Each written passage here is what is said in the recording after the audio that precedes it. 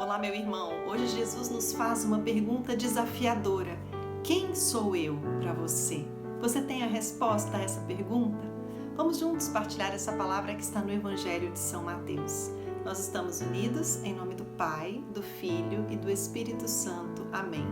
Eu me chamo Betina, sou discípula da comunidade católica Adorai e é uma bênção para mim estar junto com você no dia de hoje, partilhando mais um dia do pão da palavra. Vamos pedir ao Espírito Santo que venha sobre nós com a sua luz, com a sua graça e nos permita compreender essa palavra, que essa palavra seja luz para a nossa vida, que ela encontre em nosso coração uma terra fértil e que possamos ser moldados, transformados pelas palavras do Senhor. Amém? Abra então a sua palavra no Evangelho de São Mateus, capítulo 16, versículos de 13 a 23. O Senhor esteja conosco, Ele está no meio de nós. Proclamação do Evangelho de São Mateus. Glória a vós, Senhor. Jesus foi à região de Cesareia de Filipe e ali perguntou aos discípulos: quem dizem as pessoas ser o Filho do Homem? Eles responderam: alguns dizem que é João Batista, outros Elias, outros ainda Jeremias ou algum dos profetas. E vós, retornou Jesus, quem dizeis que eu sou? Simão Pedro respondeu: tu és o Cristo, o Filho do Deus vivo. Jesus então declarou: feliz és tu, Simão, filho de Jonas, porque não foi carne e sangue quem te revelou isso, mas o meu Pai que está no céu. Por isso eu te digo, tu és Pedro, e sobre esta pedra edificarei a minha igreja, e as forças do inferno não poderão vencê-la. Eu te darei as chaves do reino dos céus. Tudo o que ligares na terra será ligado no céu, e tudo o que desligares na terra será desligado nos céus. Em seguida, recomendou aos discípulos que não dissessem a ninguém que ele era Cristo. A partir de então, Jesus começou a mostrar aos discípulos que era necessário ele ir a Jerusalém, sofrer muito da parte dos anciãos, sumos sacerdotes e escribas, ser morto e no terceiro dia ressuscitar. Então Pedro chamou de lado e começou a censurá-lo. Deus não permita tal coisa, Senhor, que isso nunca te aconteça. Jesus, porém, voltou-se para Pedro e disse: vai para trás de mim, Satanás. Tu estás sendo para mim uma pedra de tropeço, pois não tens em mente as coisas de Deus, e sim as coisas dos homens. Palavras da salvação. Glória a vós, Senhor. Meu irmão, fico imaginando Jesus nos perguntando, né? O que estão dizendo por aí? Dizem por aí que quem eu sou, né? O que sou eu? E nós poderíamos dizer tantas confusões, né? O mundo vê a imagem de Cristo de forma tão confusa. Para alguns é um profeta, para outros é um anjo de luz, um ser evoluído. Mas se Jesus perguntar para você, se perguntar para mim, Betina, quem eu sou para você? Né? Se Jesus quiser saber no nosso coração quem Ele é para nós, feliz de nós se pudermos roubar as palavras de Pedro, que teve esse ato de fé tão profundo, uma convicção tão grande. Ele diz: tu és o Cristo, o Filho do Deus vivo. Imagina Pedro ter a certeza de que ele não estava diante de um homem, só um homem. Ele estava diante daquele homem que era o Filho de Deus, o Verbo encarnado.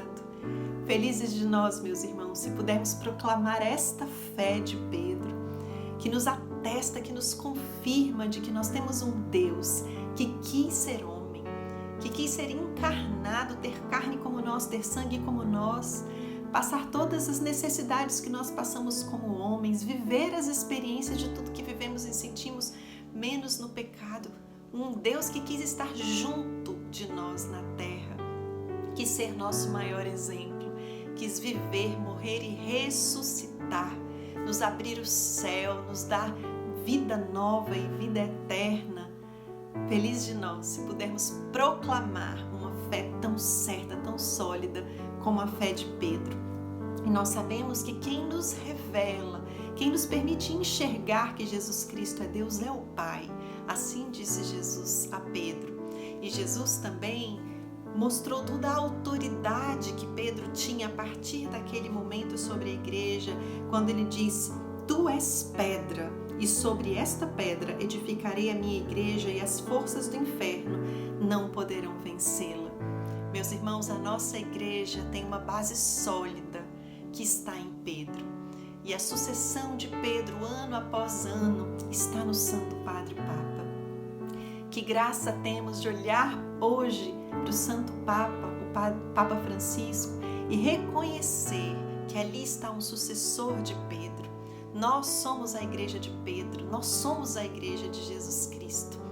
E temos a graça de ter um Pedro ainda hoje, o nosso Papa, a quem ouvir, a quem seguir, a quem obedecer.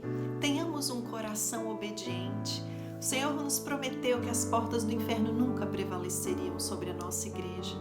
O Senhor sabe que a nossa igreja será sempre atacada, massacrada, tentada pelo demônio, mas o Senhor sabe que essa igreja permanecerá firme pelos tempos até que Jesus volte, porque essa igreja é do Senhor, protegida por Ele, cuidada por Ele.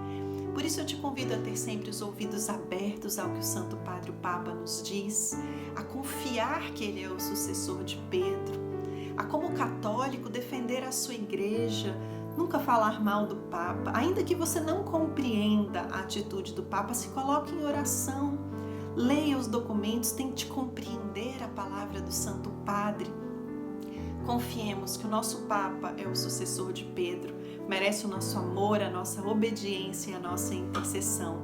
E confiemos também que nenhum mal destruirá a nossa igreja, porque ela está sob a proteção do Senhor e também sob a proteção da Virgem Santíssima. E também, lá no final, a palavra nos diz, a partir de então, Jesus começa a falar um pouco, ele fala um pouco da sua paixão. E aí Pedro diz: Deus, não permita tal coisa, Senhor, que isso nunca aconteça. E Jesus vai refutar: vai para trás de mim, Satanás, tu estás sendo para mim uma pedra de tropeço, pois não tens em mente as coisas de Deus e sim as coisas dos homens. As coisas dos homens fazem a gente pensar que gastar a vida é algo inadmissível. Jesus estava dizendo que Ele ia dar a vida por nós, que Ele ia se gastar, se doar, gastar a vida. Para o mundo, gastar sua vida, seu tempo, seu dinheiro, seu descanso, é algo ridículo, né? O mundo tenta fazer com que nós acreditemos que tudo precisa ser nosso, né? O mundo é muito egoísta. O tempo é meu, o descanso é meu, o dinheiro é meu, o corpo é meu. Mas o Senhor nos ensina e Ele chama a atenção de Pedro. Né? Quantas pessoas são Pedro para nós hoje no mundo? Né? Olham para nós e falam: como pode ficar tanto tempo na igreja? Como pode gastar tanta vida na igreja? Como pode doar seu dinheiro para a igreja? Por que você não descansa mais? Você não tem mais tempo para você?